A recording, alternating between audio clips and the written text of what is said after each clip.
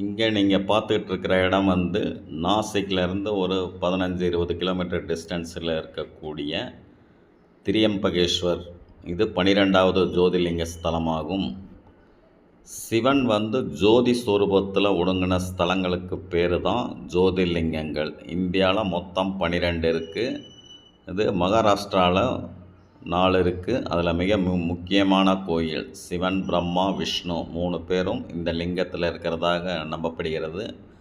நீங்கள் டிவி ஸ்க்ரீனில் பார்க்கலாம். திரியம்பகேஸ்வர் ஜோதிர்லிங்கம். இது இப்போ ஜோதிர்லிங்கங்களுக்கு கூட்டம் ஒரு கணக்கு வழக்கு இல்லாமல் வருது. நாங்கள் கிட்டத்தட்ட 5 ஹவர்ஸ் வெயிட் பண்ணோம். இந்தியாவிலேயே ஸ்பெஷல் தர்ஷன் டிக்கெட்டு 2500 ரூபா இருக்கிறது அநேகமாக இந்த கோயிலாக தான் இருக்கும்னு நான் நினைக்கிறேன். 200 ரூபா டிக்கெட் வாங்கியே எங்களுக்கு 5 மணி நேரம் ஆச்சு. இது 12வது ஜோதிர்லிங்க ஸ்தலமாகும்.